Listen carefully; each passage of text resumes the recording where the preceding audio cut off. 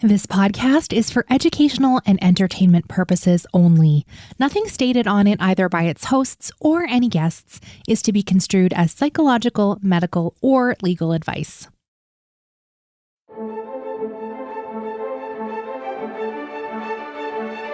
You're listening to Adoptees On, the podcast where adoptees discuss the adoption experience. I'm your host, Haley Radke, and this is a special episode in our Healing series where I interview therapists who are also adoptees themselves so they know from personal experience what it feels like to be an adoptee. Today, we are talking with one of my favorite therapists, Janet Nordine, about a seemingly simple statement that quite literally could change our entire mindset. Let's listen in. I'm so pleased to welcome back to Adoptees On my friend, Janet Nordine. Hi, Janet. Hi, Haley. So good to see you. I know. I love seeing your face, and I see happiness and joy. And I have watched you build your practice and have all these many more speaking engagements, and you're opening this whole new center in Las Vegas. I'd love to hear about all the things. All the things. Well, May 1st, we open the doors. I have a business partner and I, her name is Shannon Cream. We both work with children. Open the door to the Center for Connection in Las Vegas, and we are welcoming families and children to the center. And there's other therapists there. We're all in private practice doing our own thing, but everybody's attachment focused. Everyone that works, has office space there, is working on bringing a deeper meaning to people's lives, the aliveness of being human, and really focusing on play and how important that is for everyone, not just children. And it's been a delight so far, and I'm so pleased with the reception in our community and the referrals, and being busy and also building some boundaries around busy has been really important to me. So thank you for that. I really attribute much of the success I've had in speaking and engagements and being part of the Adoptees On community. That was like my first foray, dipping my toe into being public and being out there. So thank you for that opportunity. I think, isn't our community wonderful? It is. How welcoming they are. And I think there's just like this overall hunger for learning. And also we would say like probably seeking healing and yes. and so much of that is understanding more about ourselves. Mm-hmm. And connection. Yes. And you're so into that. Totally into it. And I love that you're a play therapist as well, and so I see you joy seeking. And so setting boundaries is a big part of that, right? Because if there's no time for play, there's no time for, the good things. So right. And there has to be time for rest and recovery. Definitely. Yeah. Yeah. So we've done several episodes over the last few years. You've been a part of the community, as I said. You've been a Patreon supporter forever, feels like. Yeah. I'm curious, what are some things that you have maybe changed your mind on? Or are there things you're just continuing to discover more and more about adopted people? There's many things that I have discovered in this process of becoming more myself. I really feel the happiest I have been in my life this past year, probably, as I've done a lot of work in my own therapy and worked on recognizing that I'm not just a brain floating around the planet, but I have a body also that has feelings and emotions, and not shutting that down and not being afraid of them has been a big deal for me, because I've spent a lot of time in my life numb and kind of turning that off. It's been a big deal to have a somatic experience of living life in a different way. One of the things I've discovered, and I want everyone to hear this, is we are all worthy of love and belonging, period. There's no requirement for that.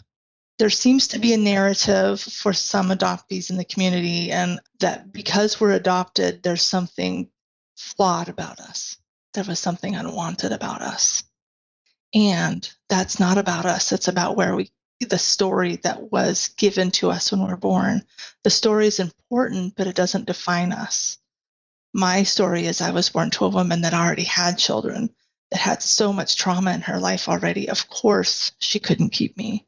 Of course, she couldn't raise the other, 7 children that she didn't raise out of her 10. Of course, those things happened. How could it not? Because of her own trauma. And that's not about me. That was about her. My story started when I was conceived by her, and I swam around in the soup of all that trauma for those months of being in the womb. But when I was born, that was her story, and my story started then. And her story is not my story. And that's some of those feelings that I have and that we have. I remind myself now that's an old feeling and not about now. There's other feelings and amazing things available to me now as an adult, as a 56-year-old woman, that I can open up myself to and not have to take in the trauma that was given to me in utero. The story's important, but it's not defining me as it used to. I'm trying to take it all in because it's such a mind shift. I mean, so many of us, I still, like, to this day, right? It's like, yeah, I wasn't good enough. She didn't want to keep me, right? Yeah. It's like ingrained. And when we can put some space between that, I wasn't good enough, she didn't want to keep me, in your current life of reaching so many people through this podcast and just being a good human, when you can put the space between that, the story and the feeling isn't as devastating, right? You can look at the things you're doing now and looking at how you're contributing, and it comes from that place of she didn't want me and I wasn't good enough to be kept. And there's a big ampersand right there. And I can still do good in the world and be happy. There's a space between. And when we can look at that space between and just notice it with some curiosity, and isn't that interesting that I have that feeling right now? We can have something else available to us, some other feeling, some love, some different experiences, and not wallow in all that, the story that was about her. I think it's really common for us to get stuck there. Yes. Mm-hmm. And I've lived stuck. I understand. Stuck. Well, and people come into the community feeling stuck and they meet other folks who are stuck. And we attach. I'm just picturing the whirlpool. Like we're just all like spinning around. So here's the deal about attachment. Attachment work does not have to put things back together. We get to notice what it's like to be broken. Like, oh, that's that feeling. That's that old baby pre-verbal. I left the room in a different door than my mother did. Like, where is she? I'm not attached to that story like I used to be. Like, something's flawed about me because she didn't keep me. Well, something was going on in her life that she didn't keep lots of her children, not just me. Any tiny baby in that situation would have felt the trauma of that. Any tiny baby. What's amazing is I don't have to be attached to that story anymore. I can look at it. I can hold it in my hand. I can send it some love. I can send that tiny baby Janet some love. And something else is available to her even right now, that part of me. And I can provide that reparenting, that offering. And that's what I've been discovering. And that's been this miracle of finding that aliveness in Gestalt therapy, which I'm a Gestalt therapist. We talk about aliveness. How does that feel in your body? What is that like? And that's what that's like letting go of the attachment to story and having something else available right now for me and for you and for others. It almost sounds like the first step is literally just noticing that. Is that true? Yeah, yeah, noticing. Notice and have some curiosity. That's a really interesting thing I'm telling myself about myself right now, isn't it? I can make up all kinds of stories about me. None of them are true, but I can do it. We all do it. We have this basic fault feeling. Our human brain is wired for negativity, which is interesting, and it keeps us safe, because if we think too big and we do too much, what could we become? We live, what if we were bigger than living small? There's lots of what ifs in there. The wired for negativity part, I think that's where I see so many people get stuck. Mm-hmm. And it becomes a trauma bond. Mm-hmm. How do you break that out? It's in the noticing, and it's not easy. It's simple. I mean, I can sit here and tell you how to do it, but it's simple and not easy, right? So you take a step back and you notice oh, I'm having that feeling. There's that awful, tiny baby, nobody wants me, I have no words feeling. Literally, I have like tried to explain this to other people or in my own therapy, and I lose words. Like I don't know if you ever had that happen, Lord, you just can't even pull up, the language is not there. And that's that tiny baby feeling. And I know you and I have talked before about that chest padding, right?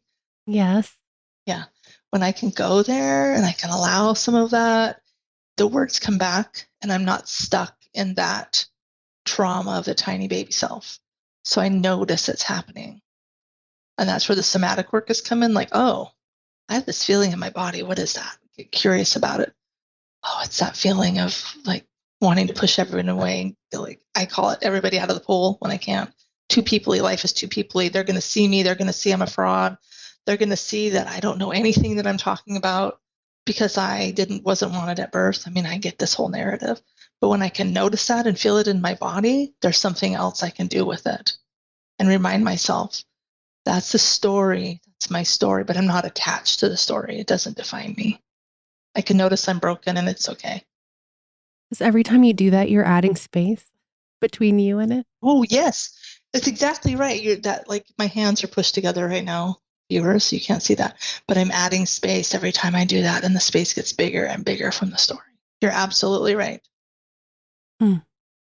It just seems like such a big mindset shift.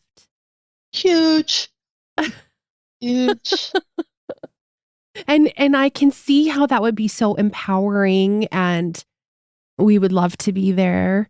And then I'm going back to what you said, simple but not easy. Yeah. Yeah. And the trauma of relinquishment is real. We often hear adoption as trauma, but adoption's a legal process. It's the judge's name on a paper and it's dry, and then the legal process is over. The trauma is the removal, the amputation, the relinquishment. That's where it comes from. You know, the thing that started our conversation was I will not abandon myself when I need myself the most. You know, so often we're willing to just abandon ourselves because everyone else abandoned us. But if I can stay present with myself, tell myself I'm worthy of love and belonging, I have a right to be here. I loved Gabor Mate conversation that happened so long ago. I reflect on that, and I had submitted a question and he answered it. And the answer was, life wanted you. I made a plaque of that and it hangs in my house and I look at it every day. And I remind myself there's a purpose for me here. I might have been an accident and unwanted, but let me see what I can do with my one precious life, to quote Mary Oliver. What can I do with that? We all have that opportunity, right? We all have that opportunity. I think so many adoptees have expressed to me some form of self-hatred, self-rejection. Mm-hmm. And so when you say that line, I will not abandon myself when I need myself the most, like that's like our first instinct. It kind of, to me, is the whole, if I can be crash, it's a middle finger to all of it. Like, oh yeah, life, that's what you gave me. That's the story I started with. But guess what? I'm not going to abandon myself because I need myself right now. I'm not going to walk away from me because everyone else did. I'm going to stay right here with myself, my capital S self, not my small self, myself. I'm going to be right here with myself until I feel a little bit better. I'm reminded of another interview I did with another therapist, and she was expressing at the time that, you know, we're the only ones we can really rely on, right? 100%. Because people die, dogs die, whatever. Death is part of life. The minute we're born, we're dying. Right. So anybody that has promised the world to you, I mean, they can only do that as long as they're still breathing. So we're all we have. We are. And that's everybody, not just adopted people. Mm-hmm. Every human on planet Earth that's ever been born before or after us. It's the truth for all of us. We adoptees don't own the corner on the market on that one. No. It's everybody, you know? Mm-hmm. Okay, so what's the magic wand question? Like, what would you want us all to, I mean, if we're trying to get here to this place, I will not abandon myself when I need myself most. What's the first step towards that? What's the, like, if you could give us all your perspective? Well, what I have learned is there's an of course in all of it. Of course, I feel small in large groups because I was abandoned. Of course, I feel alone often because I was alone the moment I was born. Of course, I struggle in relationships. Even my 32-year marriage, I struggle in sometimes because my first relationship was severed. Of course, I feel detached from myself because that's how I kept myself safe as a child, as a baby. It's the of course. And when you can get to the of course I feel this way, of course I'm having these reactions, that's when you can say, that's an old feeling and not about now. What can I bring? What's available to me now? How can I not abandon myself, even in the of course of it all? This is how any tiny baby would feel that had those experiences right at birth. Of course I feel this way. And that's really made a big difference and a big shift in my perspective, how I live life, how I respond to myself when I get those. I call it wanting to be a turtle. I want to pull my head, legs, and tail into the shell and hide. Yeah, of course I do. Because, Okay, that feels super magical. So saying of course is validation. I mean, I know that sounds obvious, but it's like validating your feeling. exactly. How often have we dismissed and just said, oh, I can never do fill in the blank because I was not wanted at birth? How often does that happen? I mean, I did it for a long time.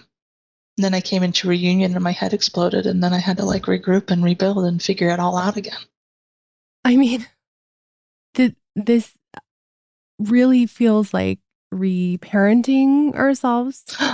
Oh, you're so right on. I just had a conversation yesterday about being a therapist. As a therapist, we as a therapist get to be the reparent. We have that reparenting role where we offer that unconditional love and support to our clients, and they get to feel and see that in a different way. That's what I say when something else is available to you right now. It's such a sacred opportunity and gift that I have in my career to look at a child or an adult or my client and like have zero judgment and all 100% acceptance, because there's no perfect parent and none of us got that. But when we're in that kind of relationship and it's an odd relationship, we offer love and they offer love back. And it's, that transference of feeling between client and patient. And that's exactly what it is. It's that reparenting opportunity. That feels doable somehow. The little steps, the validating ourselves. But I don't know. I feel like all of these big mindset shifts, it just feels like the end goal is so far away. But it's like Mm-hmm. it's just like a continual thing, right? You said you're still doing this. Yeah, yeah. You know, there's this thing about bats I want to share with you. I got the opportunity a while ago. I went to Austin for a conference where lots of adoptees were there, and we took time to kayak under this bridge. It's the Congress Street Bridge in Austin, Texas. And every night at dusk, the bats just know it's time to go eat. How they know it's time, I'm sure their stomach says it's time, but the thing about bats is they hang upside down or they hang on the bridge and they know it's time and they just drop, they let go. They don't have to launch themselves like birds. They don't have to do anything else but just let go. And that's really trust the process, right? So the process for me has just been learning to trust. It's happening the way it's supposed to. So be like a bat, let go and trust the process, because we struggle and fight and we like push it all away and we don't want and we hold tight onto that bridge and we're not going to drop for anything. But when you can just exhale and drop from the bridge, metaphorically, drop from the old belief systems, maybe just experiment with the idea of course and curiosity and not abandoning yourself, just to test it out and see how that feels. You can go back and hold on to the bridge because it's not going to go anywhere, but trust the process and just try. Just see how it feels. I'm thinking of like taking the one step away from the Mm-hmm. the story that I have told myself the whole time. Yeah. And it feels scary, right? Because that's what you've known. That's That's the story about person you came from, not about you. Any tiny baby that would have been born to that woman would have had the same experience. Any tiny baby for me that was conceived through solicitation because she was trying to feed her children would have felt that way. Any tiny baby. My mother hid out in a trailer in Jean, Nevada, most of her pregnancy, hungry. Any tiny baby that would have had that experience would have had food issues that I have. Any tiny baby. When I can look at that and say, yeah, that's what I have, and I can trust the process and I can work through it and do different things now. It just seems to be working. I feel happier. Not all the time, but most of the time I can come back to that center and, breathe into that and be okay. So is this become a reflex for you? Yeah, really has. And I'm not 100% there. I'm not good. I'm not always good at this. I'm getting better. Working with my therapist every week. She's really helped me to see the of course in lots of things in my life. Yeah, it's really been, I can take a step back and become curious and notice more often than diving headfirst into the muck and staying in there and like in the tar and getting stuck. And even when I dive headfirst into the tar and get stuck, I can go, oh, I've done that again. I'm in this tar, but I have 2 feet and I can stand up and like pull myself out. It's getting easier. Simple, not easy, but it's getting easier. Well, I think it's encouraging for me to hear that because I could see how you could kind of have this, like, building our toolbox, right? And you have it with you. Yeah. And you have that negative thought or whatever. And of course I'm feeling like that because, okay. Well, my toolbox had a lot of mortar on it to put on the brick wall I built around myself. Oh, there it is. Let me make that stronger because people might see you. People might know that you're like, oh, something's invariably flawed with you because your mother didn't want you. Well, that's the bullshit story. She didn't want me, period, but I want me. I want life. I want to make a difference. I know I'm worthy of love and belonging.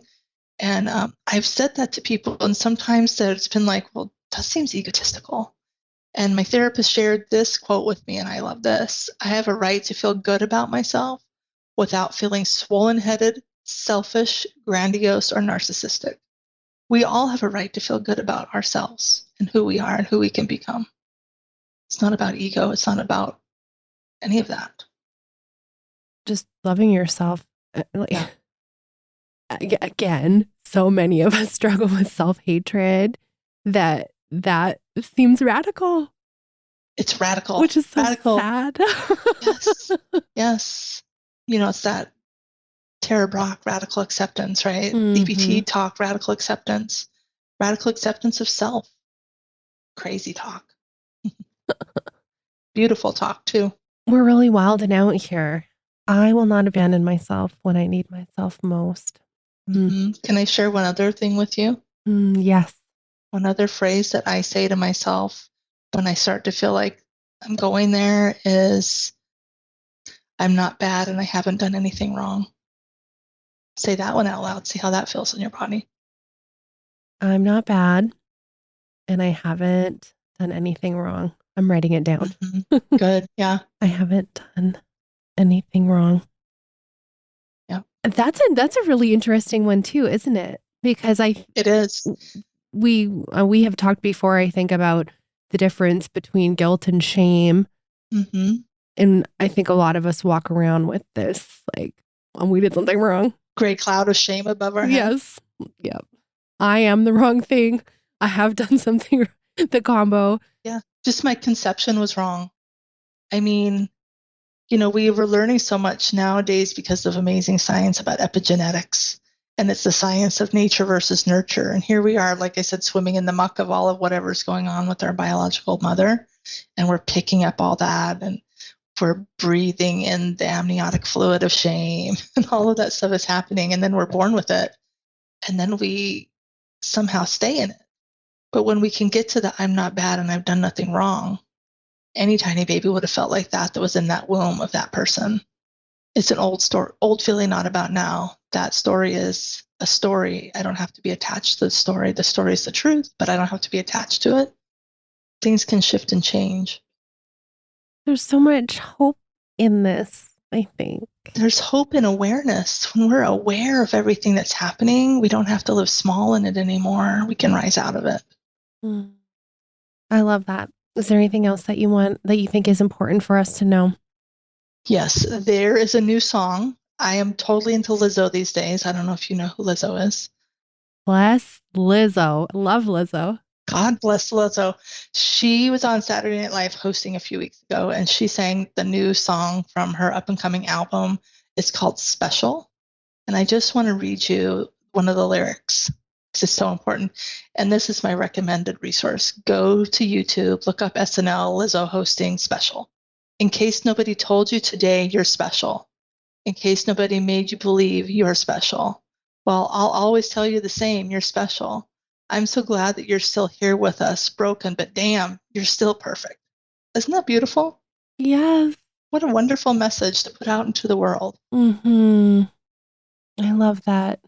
I don't know how you are with other adoptees, but I see so many I cry just thinking about it, just tremendous people, right? So loving, huge-hearted. Some of the best people I've ever met. Ever in my whole life. Same, Mm-hmm. right? And I look at these people and I just, God, you're just so amazing. And I feel sad that they're struggling with the same things I'm struggling with, right? And how can we look at ourselves like we see our friends, like how can we turn that love to ourselves?